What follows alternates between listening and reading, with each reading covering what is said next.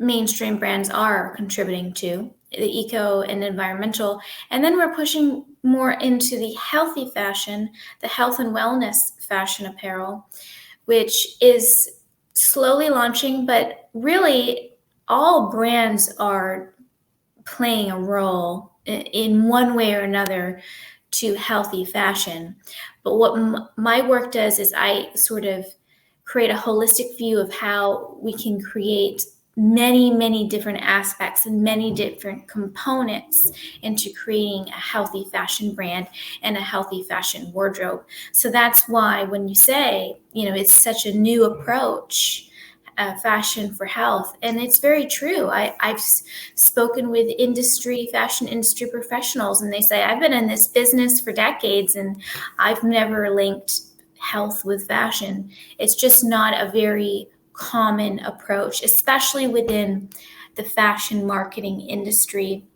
A lot of the marketing is a little bit more superficial and egotistical, and approaching fashion in a medicinal, therapeutic, spa-like way where our clothes can really treat the body to balance out and align the mind, body, soul is really the direction and the future of fashion, I believe. That's awesome. I love it. I love it. Wow. So what was it that got you going on this path here? Well, that's a really interesting question. And basically, I have a very strong spiritual background as an energy healer. I've been an energy healer for many years, and I don't necessarily, well, I do energy work on people, but most importantly for me personally, I work with the planetary energy vortexes on the planet.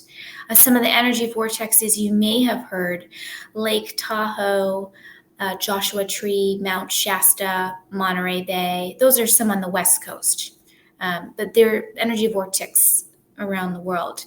And basically, when I visited these energy vortexes, I received a guide, spiritual guidance, channeling, and I was able to connect my energy work and healing with the fashion realm and sort of kind of launch in some of those energy work and metaphysics to fashion, because I really do feel like there's a strong link with our clothing in regards to our energy body, our spiritual body, our emotional body, our mental body, our physical body. And I am 36 years old now, and back when I was 16, I was drawing fashion illustrations in a little notebook, and they were little stick figures. They were really awful, but I ended up getting really good. And I went to fashion design school at Academy of Art University, and that really launched my theoretical thinking within fashion and trying to go really deep within fashion concepts and ideas. And I always kind of wanted to improve fashion because for me personally, there's some issues with fashion, I believe, that has created a disconnect between the human and the clothing.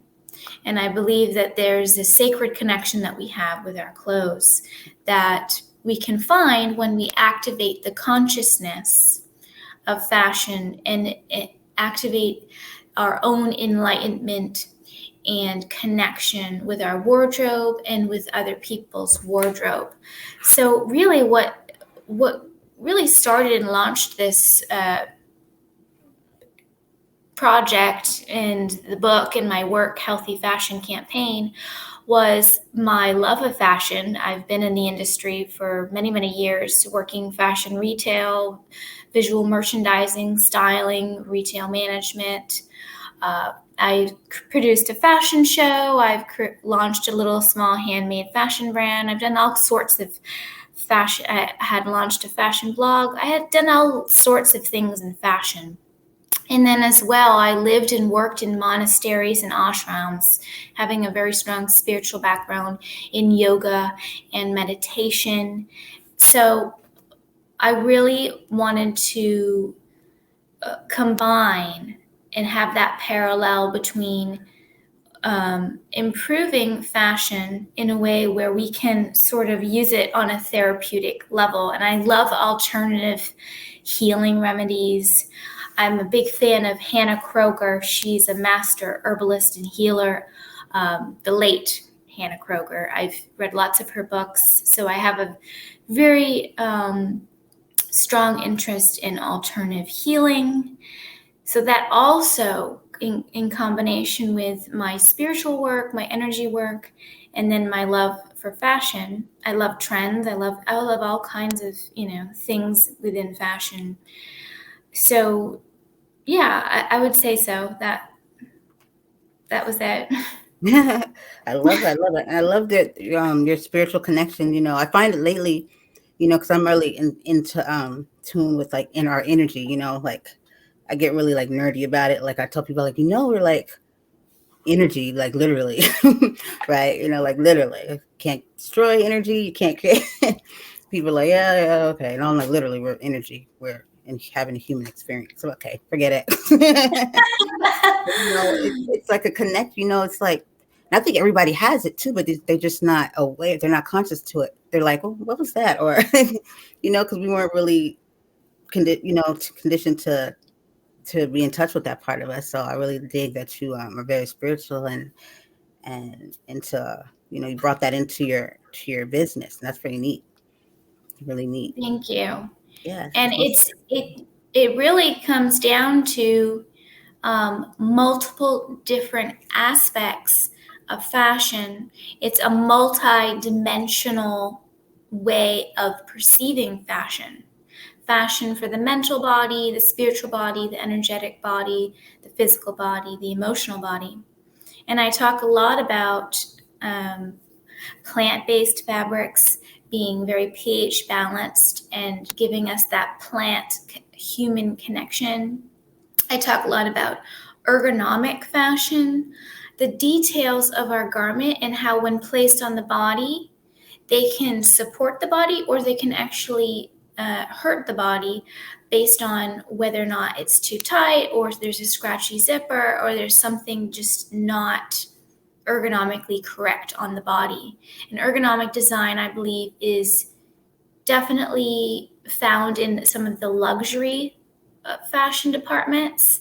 When you go to some of the luxury apparel brand stores and you try on the clothes, just there's a soothingness because the silhouette and the pattern design is really ergonomic in most, not all, luxury apparel. So I go into also universal fashion. And universal fashion meaning bringing all the cultures and traditions on the planet together and sort of creating a more futuristic modern fashion. I believe too that in order for us to sort of initiate universal fashion, we can compare it to the food industry. We all eat Mexican food, Chinese food, Indian food, whatever, American food, and we have a large palette of all different types of tastes and culture foods that exist. So when we adapt to the idea of wearing clothes within different cultures and traditions on the planet, it can initiate universal fashion.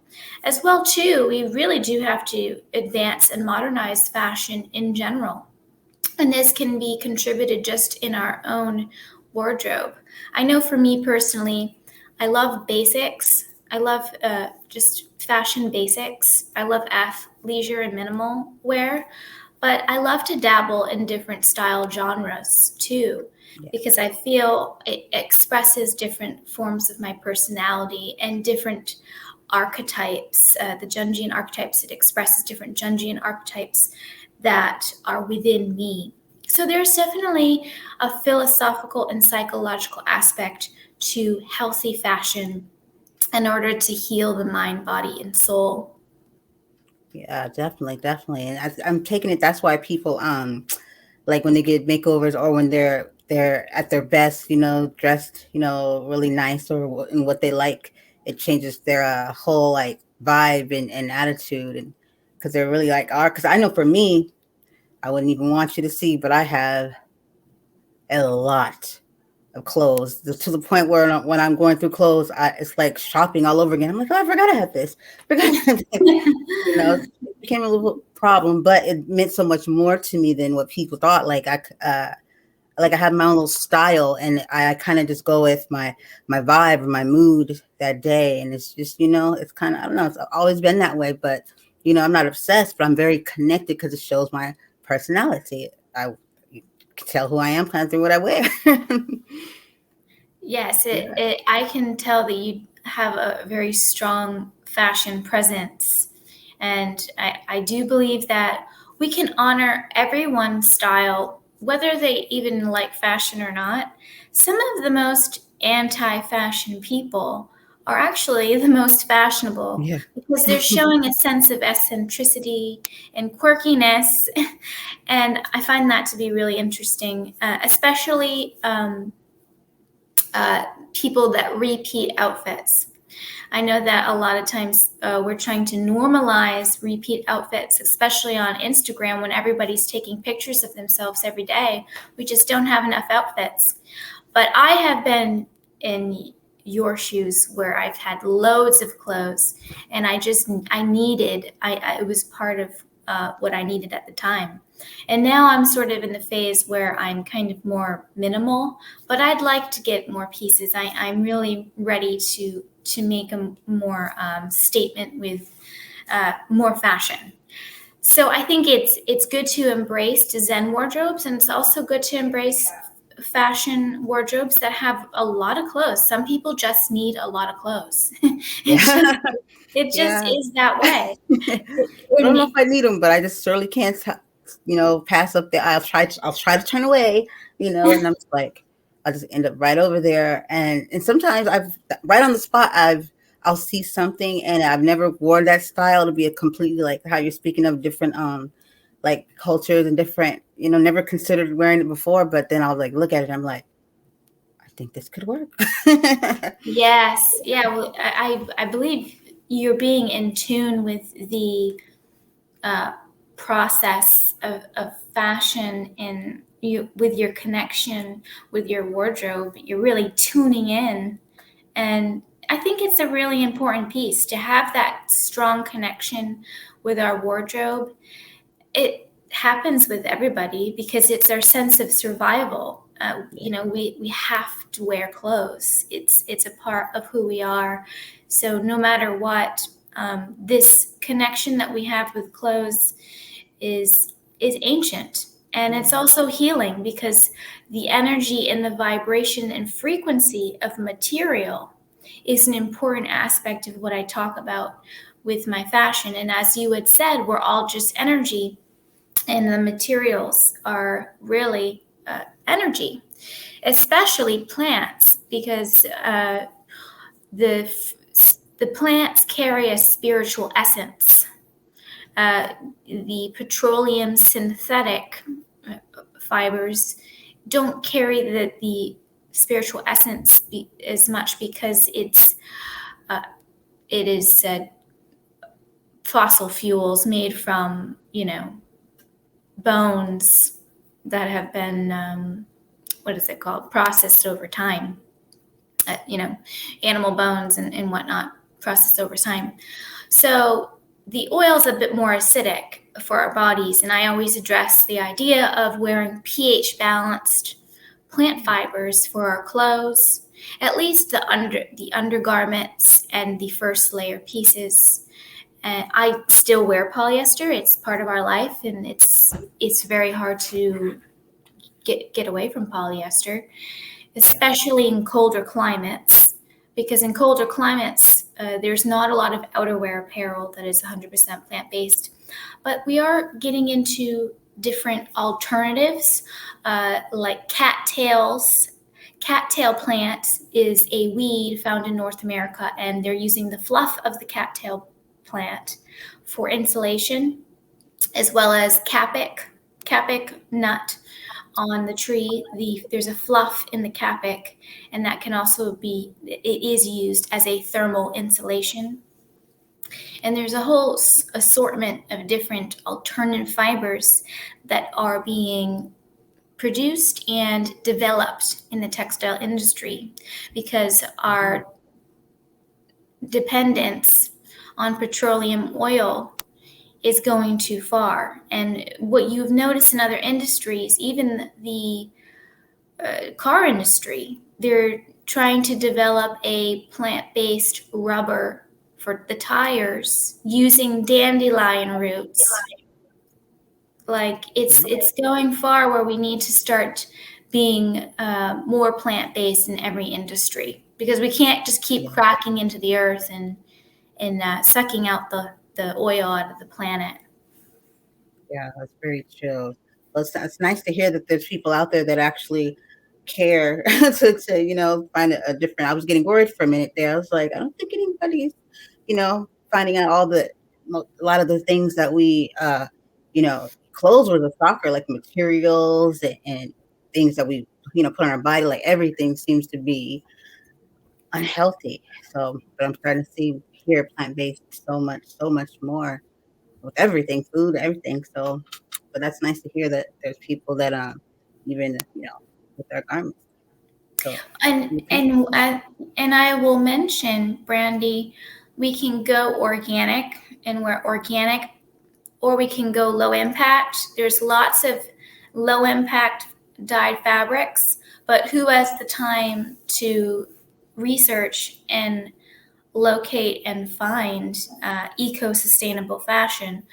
If you do want to get serious, you can shop online because there's a assortment of low impact fashion and non toxic fashion, especially the label GOTS, Global Organic Textile Standard. That's a really great one to shop for. I know in Target they make GOTS dyed and GOTS fabric bed sheeting, Cool. and that's Global Organic Textile Standard. No, And they certify these fabrics to try to make them better for our bodies.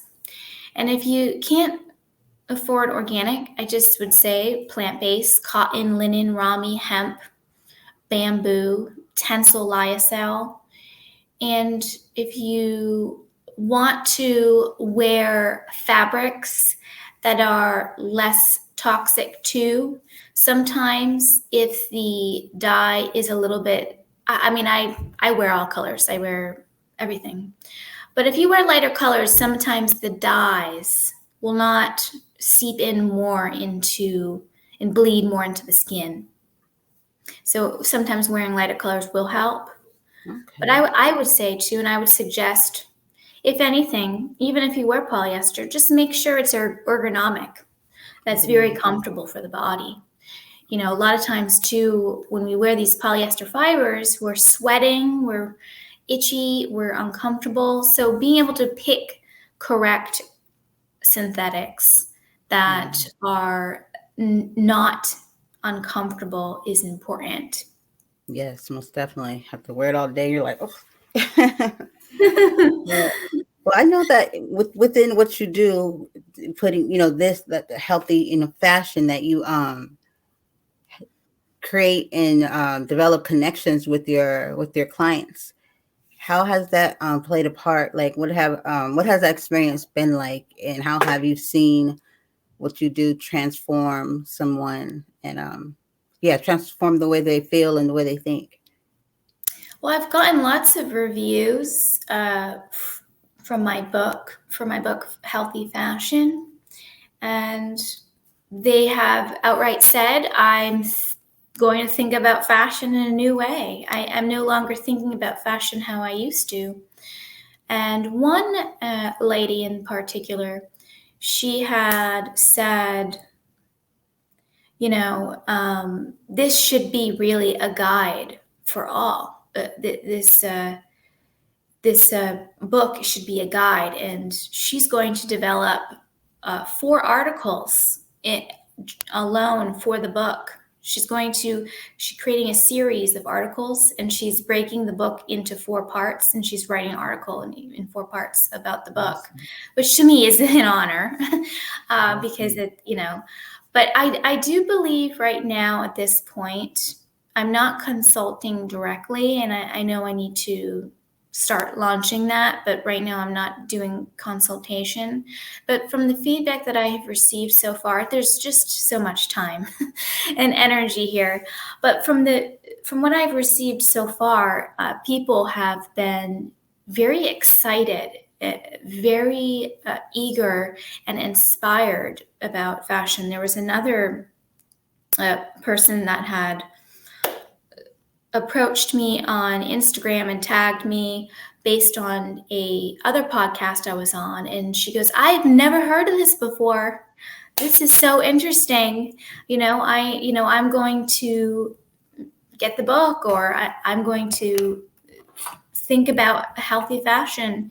And they were just really inspired. And plus, I'm also connecting with a lot of fashion professionals, and they're too.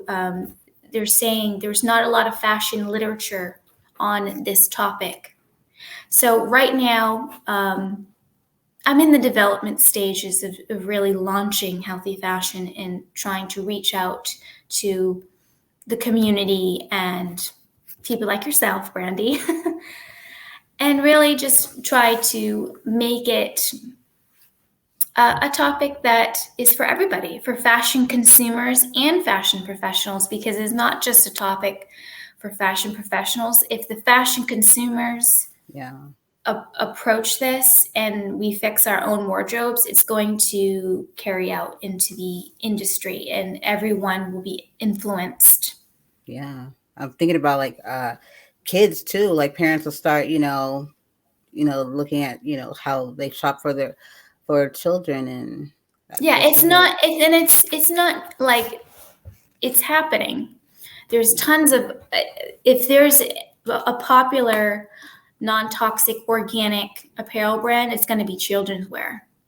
A lot of children's apparel, they're really into the organic dyes and the organic plant-based fabrics. And reason being, they want to protect their baby and their child. right, They don't want to subject it to chemicals and harsh right. toxic ingredients and treatments in the fabrics.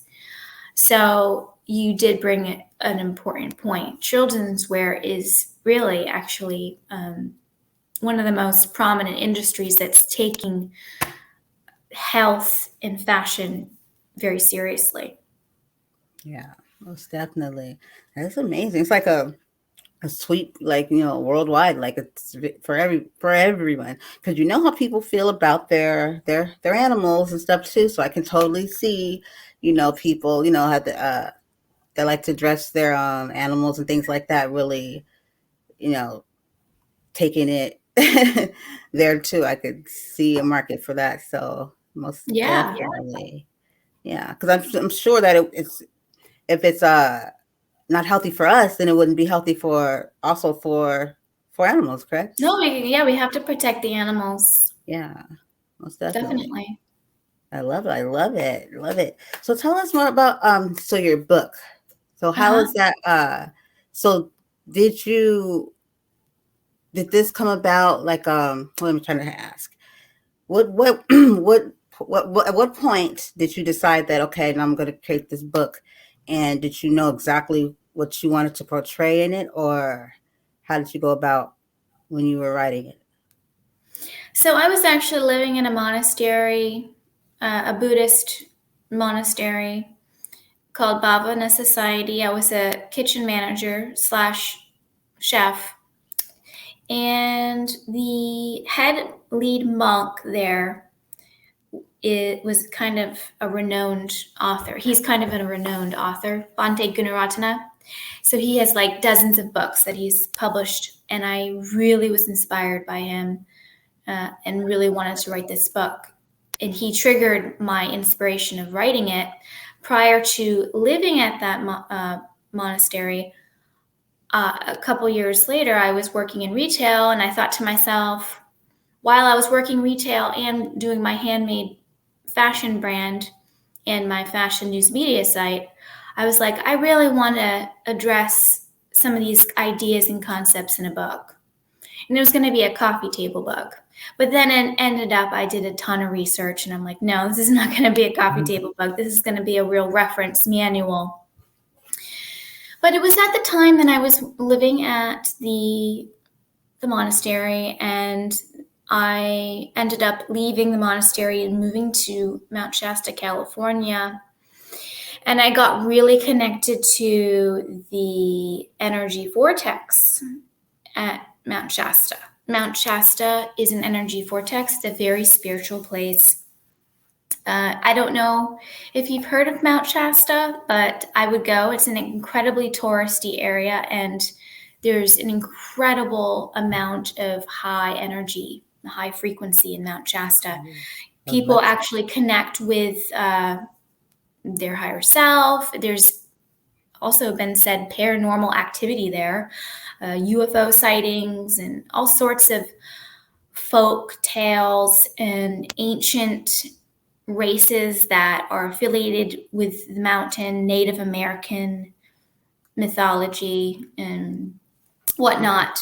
So really, what had initiated was I felt guided to write it because I have had such a strong connection with fashion in general, and because I've felt really inspired to just have better fashion and in the mainstream. Because really, as a consumer, I'm going out in public to the stores near me, and I can't really find much. So that bothers me. And to shop online is one thing, but not everybody can shop online. Not everybody wants to shop online. So I just think really too, with the high fashion ready-to-wear markets as well, the obsession with plastic, polyester materials, because it's cheaper to produce, it's less labor intensive, is creating fast fashion. It's creating this surplus of fashion, and really, ideally, the way to alleviate fast fashion is to burn it or to put it in a landfill. And it needs to be circular fashion. It needs to be biodegradable in order to alleviate the toxic fumes of the polyester that's sitting and seeping into the landfills and permeating out into the air. Or when you burn it, there's lots. If you burn polyester, it gets really, really nasty. And back in the day, in ancient times, people would personally burn their garments after it got like holed and tattered. They would go out into, near some kind of altar or outdoors, and they would burn their own garments once it was ready to be passed. They would take charge of being able to get rid of their garments. And it really has to be plant-based or animal-based in order to burn it and it not be hurting you or the planet. Yeah. But it was a sacred ceremony. It was a sacred ceremonial act, like burning sage. You're passing your garments over. You're kind of doing some kind of initiation when you release your garments. You say, "I'm no longer going to wear this. I can take care of it and burn it, and it won't hurt the planet." It doesn't hurt the planet doing that. That's very interesting too. How you said, that's what they used to do, like burn and pass it, passed over. And then I start to think about like things that, that you hear, like when somebody's like, okay, bring me back either a piece of her clothing or a lock of her hair. It's like, and think about clothing, it's like that because it has a connection to usually people could wear it. And then most likely we are really connected to our clothes. I can honestly say, I mean, I can do without them. Like, I give away before I get more, but I love my clothes. Well, I love what they do, how they make me feel. That's what I'm going to say. Yeah. Exactly. Yeah. No, it's something to be celebrated. Yeah. And in this new age of spiritual awakening and spiritual ascension, and the new age, there's prophecy involved with why our garments have to improve. Since the 1930s, when we started all of this plastic-based clothing, that was the chemical giants, Bayer, DuPont, Monsanto, and they really took charge, because before then we were wearing hemp, hemp fibers. And it's not all about hemp. Like I told you, this is a very holistic perspective on how we can perceive fashion. And for example, I'll talk about the Jungian archetypes. Instead of calling someone a hippie, because someone looks like a hippie, we can call them the innocence archetype, because there's some connotations involved when we call someone a hippie. It causes judgment in the mind. Yeah. And so when we look at a bohemian style, we can say, oh, this person is expressing the innocence archetype. So I bring in the Jungian archetypes in fashion in order to honor and represent who we are. So when we see other people's fashion, for another example, instead of saying, oh, this person looks like a jock, it's just shallow. It's a little superficial to just perceive someone as a jock. When we go deeper into fashion, we actually go deeper into the individual.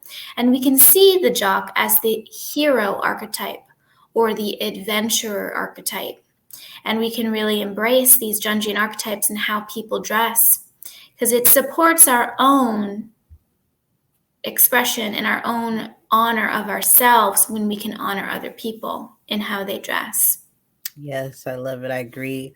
I love the fact that you even, with your fashion and the healthy fashion, that you even focused in on like accountability, how we allow people to express their fashion and honor it, by honoring ourselves too, but also using better language, I guess, you know what I mean? Even if you may be kind of like ignorant to it, but you make it, you bring an awareness to it so that it makes someone aware that they're respecting other people's, expression, and also not making them feel bad or giving them like a complex. And that's very important to tell people, like we do have a effect on one another, even if we don't know each other directly. Like we should consciously go out of our way to not offend someone or learn a better way to, how to make each other feel better, but, instead of just making comments and, just throwing stuff out there and not even holding accountability to it, but literally wanting people to feel good about themselves. We actually are the ones that give each other complexes. Yeah, you're exactly correct. I agree with everything you say. And I mean, I've been through it. I spent years looking at the glossy fashion magazines and sort of judging fashion. And it's instinctual to judge. But at the same time, it's more interesting to find the individual uniqueness of a human being and see why they would wear what they wear. And sometimes it's not a choice. It's almost like there's an intervention by, Great Spirit or whatever. There could be an intervention between you and the garment, and that's why you're wearing it. So back to what you had said with, respecting ourselves and respecting others through fashion. I'm not saying that everyone does this, but personally, I have been subject to it, that fashion can easily make us judge other people. But really what we want to do is focus on our own wardrobe in order to influence others. And I like the idea of futuristic fashion, modern supernatural fashion that is so feng shui, so energetically aligned that you're actually strengthening your aura and you're actually supporting yourself to the point where if the passerby does see you, they actually get an energy activation just from your outfit. Wow. So you can help people with just the clothes that you wear. Of course, your energy body and your spirit and physical body is helping, but the clothing really is what people see the most. I love that. I love it. Wow, this is awesome. Like you just made me like look at fashion like in a whole other way too. Like I just have these like I'm already having these conversations right now with people like, well, there's gonna be a lot of talking going on here. Most definitely. I love it. I love it. So what do you see as far as where you're at now, are there any like what kind of relationships do because obviously you're very spiritual and positive and you always want to reinforce people feeling good about themselves, but what kind of relationships are you let's say for instance like when it comes to the different things of society between age, gender, between cultures, race, and what do you see for healthy fashions within being able to affect, because I always see what I do as being able to affect these very groups or divisions. No matter what I do, whatever project I'm working on, no matter what it is, I always find a way to always bring it all together when it comes to people, and I include all people, good or bad, because we're all in it together. So how do you see healthy fashion playing a role in that, or have you ever considered how to like affect the world? Yes, I talk about it in my book. And there's fashion politics involved, which segregate us. You can see it very clearly when you go to New York City on Wall Street and everybody's wearing a suit, and then versus a homeless person on the street wearing rags. The segregation is very obvious. We just need a lot of balance on this planet in general in order to lift everybody up and sort of create some more balance. But in regards to age, too, there's a lot of racism within our clothes and regards to age. When you get to a certain age, you dress differently, and you could also be perceived in many ways and less cool. You're less cool if you get older and you don't dress as cool. Yeah. But the teenagers do dress really. The teenagers in college, they are into trends, and collective trend energy is important.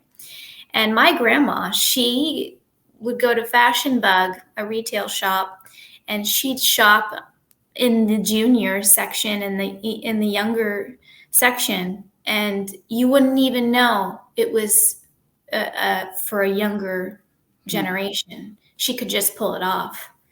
So I think too that if you have taste, if you have a level of taste, you can be youthful, and I do Yeah. think youthfulness is important within all ages. Yeah, most And definitely. Keeps us alive. yeah, Alive. it keeps the energy going. So I do use that as an example. So my grandmother shopping in sort of the junior section, possibly because she's petite and those clothes fit her, but at the same time, she can carry it in a very sophisticated way. So it really does come into the picture of taste and what level of taste a person has, which everybody can practice and develop. Whether you research trends or you just understand and know your body. Like you, for instance, Brandy, you seem to have a very strong fashion presence, and you kind of understand your style. And not everybody has that, and everybody goes through process and evolution in their style, which is totally good. Yeah. Another important point I want to address with what you mentioned with segregation, there's also a level of cultural integration that we have to sort of address. And I don't talk about this a lot, but in some parts of the world, some people are still wearing traditional costume, and that's all well and good. But in the mainstream daily wear, we should really level up and not have to wear those traditional costumes. In every single country, it's occurring. for example, well, I'm not going to give a specific example. I'm just saying there's a lot of costume on this planet that needs to be more modernized and futuristic in order to develop the country, because we have to move forward. We don't have to turn into like a UFO alien and wear a spacesuit in order to be futuristic. But at the same time, that could address some of what we need. We always see, aliens wearing the same spacesuit, and it's ergonomic. They all wear it and it looks comfortable. So I think too, when we all kind of can sort of bring fashion trends together collectively as a planet, and not just within the fashion markets, the fashion capitals, I think that's going to help a lot. And also too, it really depends on the human being. There's 7 billion people on this planet. There's probably thousands of different style genres. I can't even, I could spend probably a month writing down different types of style genres, the hip hop, urban, dance wear. I mean, there's just thousands. So we really have an assortment of choice. But what the assortment of choice comes down to is our level of interest and what we like. So that may cause some segregation, because we all have, different ideas and thoughts and things that we like to do. But the main thing is cultural integration is very important in the name of fashion, and being able to be an enlightened community and world on this planet. All countries have to participate in modernizing fashion in order to bring enlightenment and consciousness in the fashion world, in our lifestyle. Yes, most definitely. I love it. I love it. I love it. Yes. Yeah, and there is a whole lot of different like genres. Like for me, like I can go from this to bright colors or schoolgirl the Catholic school. It just all depends. The office look, or the have this one flowing like Little House on the Prairie type of it all depends, but it's all, I just love each and every style. I might go sportsy on you. You never know, but it all just depends on how I'm feeling. But I always wear with confidence. Yep. Yeah. Yes. Definitely. Oh man, I love this. I love everything that you're doing, and I'm gonna still keep reading. I'm gonna post your book on our websites, and we do radio, and I do a lot of room hosting. So this will be a topic, and maybe I'll send you some invites, and you can come by and talk to. I do a lot of live social audio, because social audio has taken off, and and I'm all over it. So I'm known as the social audio. I go in sports social audio and podcasts over there. So yeah, definitely send you an invite, because what about athletes? So that'd be cool too. That's a whole little area genre there, right? Like for the Yes. athletes. Oh yeah. Yeah. Activewear is a big genre for healthy fashion. Yeah. It's very ergonomic. The design is very ergonomic. Not so much the materials so far, but there has been some plant-based activewear. And but back to what you had said too, with the cultural universal fashion, bringing these subjects and topics, fashion, hygienic fashion, cosmetic fabrics. There's companies that are creating a lyocell fabric treated with zinc, vitamin powder, and seaweed powder. And these fabric treatments are seeping into the skin and the bloodstream. And like one person had mentioned on a podcast host had mentioned, well, it's like a nicotine patch. It's the nicotine seeps into the skin. So with fabric treatments, when we use the cosmetic medicinal fabric treatments, this is one of my favorite things in the industry is cosmetic fabrics. And one example is when you go to some of those bedding shops, they'll have the spa section, and they have the gloves and the socks with treated aloe vera. I don't know if you've seen that before. So they're like, you put the glove on, and the aloe vera is treated within the glove, and then you put it on, and it's treating the skin, the top Oh, of. I've had one of those before. It's Yep. kind of like for your mask for your face, but for your hands. Yes, and they have them Yeah. they use actual fabric. They don't. It's not like a mask with a cellulose biodegradable fiber. It's an actual fabric that they use, like real socks, and then they'll put the nanoparticles or whatever of aloe vera to bring into the skin. Wow, I've used those before. I Yeah. didn't know that. I wonder if I would have read the back of it, would I had picked it? Most likely would have had said that's interesting. I didn't know that. Do you know they have some for the feet too? Yep, they have the socks and they have the gloves. Oh wow. And there's a nice niche in the beauty industry for these types of cosmetic treatments. I had seen two, what was it?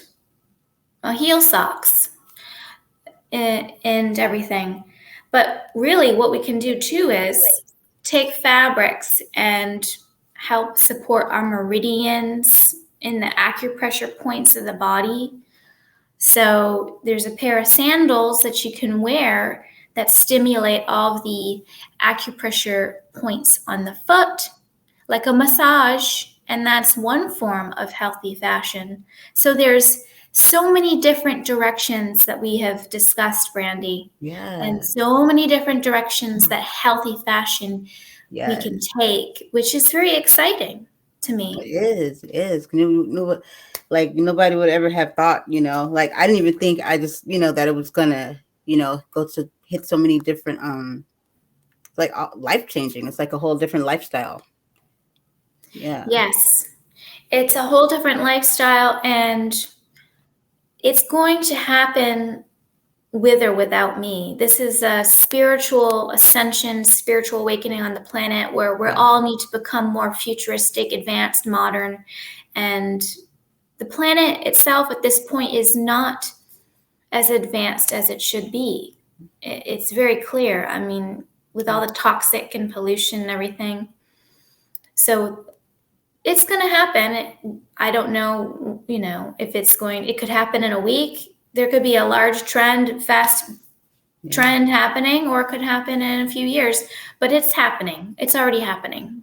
Oh yeah, for surely. Cause I'm feeling the connection. Like the last few days, everyone that I've had contact with was someone, that spiritual, and then like it's just all like I can't explain. It's like the energy, and then someone was speaking the other day. She was like, saying she just was saying some things about people are coming your way, that are meant to come your way about the energy, and I was just like listening to her. I was like.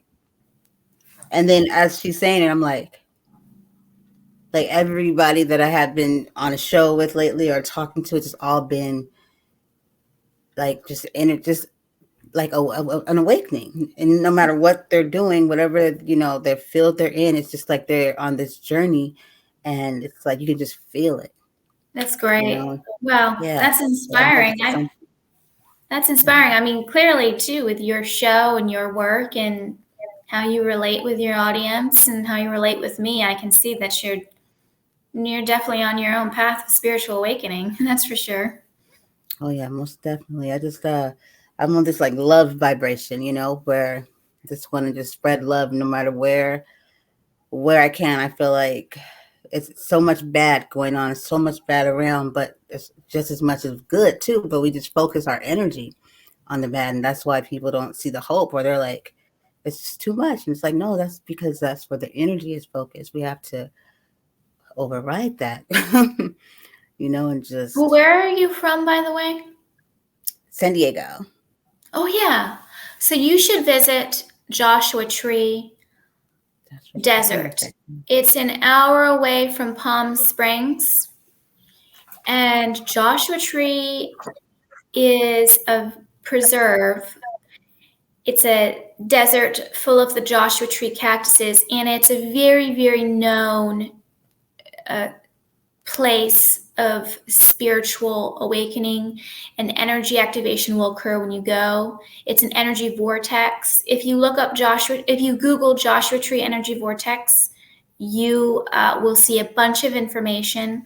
A lot of people go there for rock climbing, but also a lot of people go there just for hiking and just for the scenery. It's an incredible place, and I would suggest that you take a trip when you can, because it's amazing. And all this energy talk that you were talking about, you will go and you will feel it. You will see.